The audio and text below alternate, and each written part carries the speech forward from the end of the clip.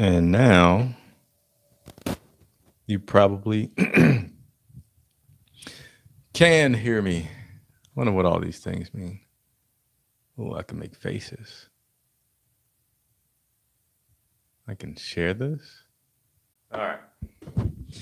So, sorry about that delay. I was trying to figure this live thing out.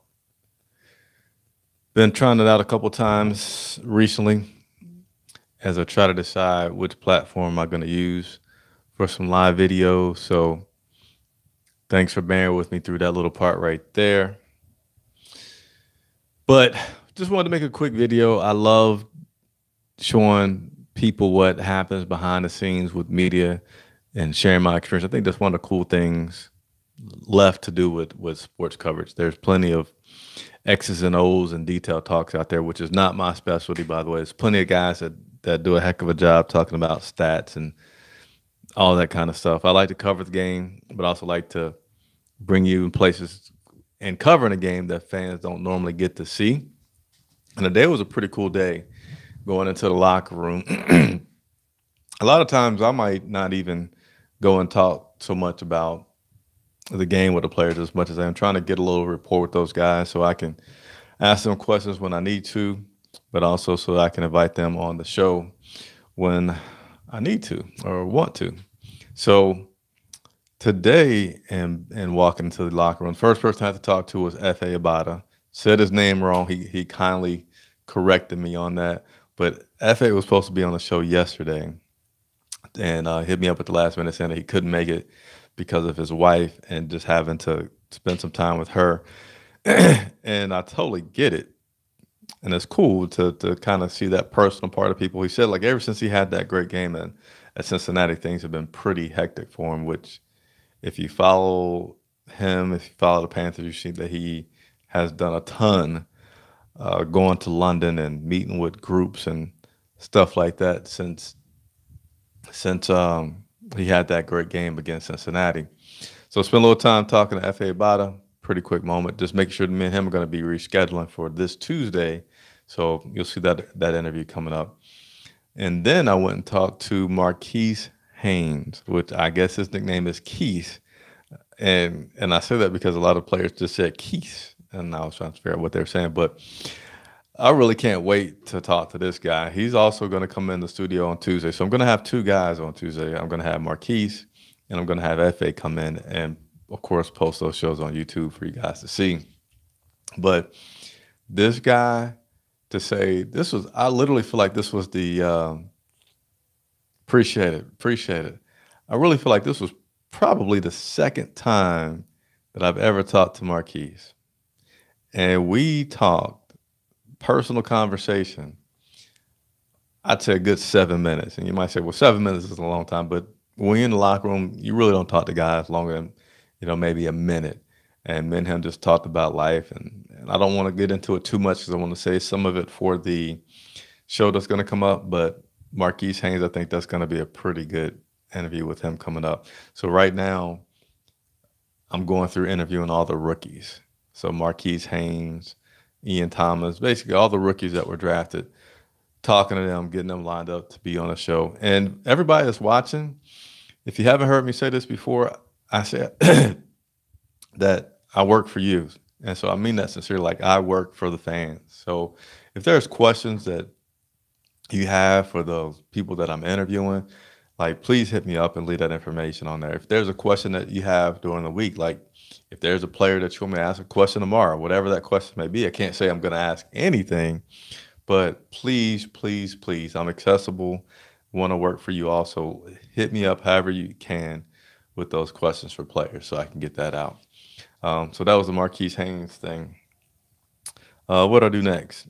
Oh, so the next thing I did was talking with Ian Thomas, tight end Ian Thomas. Appreciate it. So Ian Thomas and I were talking. Yeah, think of some questions, man. And like again, I work for you guys. I'm going to say that all season long until I start to get more questions from fans. But I'm promising to be the most accessible media outlet to talk directly to the fans. I'm sorry, that talks with the fans to the players on their behalf.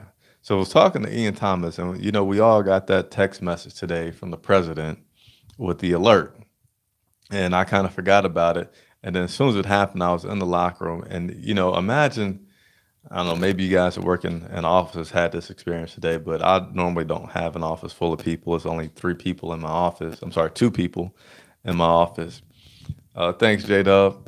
And so I'm sitting there talking to Ian Thomas, and all of a sudden you just start hearing everybody's phone. There's probably a total of 60, probably more than that, spaces in that locker room. It wasn't full, but just to hear everybody's phone go off while you were in the locker room today was pretty cool as we got that. So I wanted to share that with you guys about that.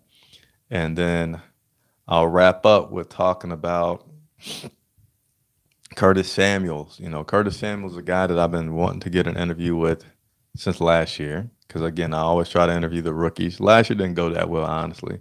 I don't know if I'm ever going to get Christian, but nevertheless, he's not the only guy I don't know if I'm going to get. Was talking to you are, man. You are. We're playing golf Monday. But was talking to Curtis Samuel. And, man, I can tell you this guy doesn't want to talk much about the condition that he had. And I say that because I didn't go to ask him anything about his condition, but another reporter, as me and Curtis were talking, came up and asked him about his injury. And Curtis was just like, it's something personal. I don't want to talk about it. And he was pressed a little bit more to ask about, hey, can you tell me some information? Because I just want to make sure I report on the right thing. And Curtis still just was like, hey, it's personal. Whatever you heard is what you heard. And, it's being in the media is a lot of fun, but it's also a lot of moments to me that are just awkward. Nah, I wasn't talking to you, Rebecca. 8 hours to play 9 holes? No, I'm playing 18 holes on Monday. I haven't played golf and probably on a course in probably 3 years, definitely 2. So I hope that my boy that I go golfing with does not forbid me from ever playing with him again. I told him it's been a while. I really just want to go out there, have some conversation, enjoy the beauty of the golf course. So wish me luck. But in talking with Curtis Samuels, he said that he's going to do his best to give me that interview. So the plan, the goal is after he has a game where he returns, he's looking like he could return this Sunday, then we can move forward with setting up the interview. And we're not going to talk a lot about, my interviews are not so much X's and O's. You guys, there's plenty of places to get that. I like to do interviews that humanize these players so you see them as more than just a number. So that was my day in the media room. And there was one other, might have been Chris Clark. They get drug tested at any time. I think he might have had one today, but nevertheless, he went to cut through the media room to go back into the locker room, and they didn't have access. So he went to open the door and couldn't get out. He's kind of about to feel stuck there in the media press room, but fortunately, somebody that works for the team opened the door for him, and he was able to go in and go back to the locker room. But it was a quick, funny moment. So that's it. Appreciate everybody for watching. If you're watching for the first time, please consider subscribing to the channel. And don't just subscribe, you gotta hit the notification button. That way you'll get emails when I put them up. How often they get drug tested, I don't know. But it's a guy there that's doing it all the time. Forget what player it was. They said after the game, 3 o'clock in the morning, they're getting drug tested. But I just lost my train of thought. Subscribe to the channel. Please leave me feedback, leave me comments, leave me questions for players, questions for coaches. I work for you guys. Tell a friend about Charlotte Vibe. The bigger I am, the more I can do for y'all, and I love what I do. So that is all. Hopefully this microphone produced a lot better live video than the one when I had Eugene Robinson on. You guys hated that, but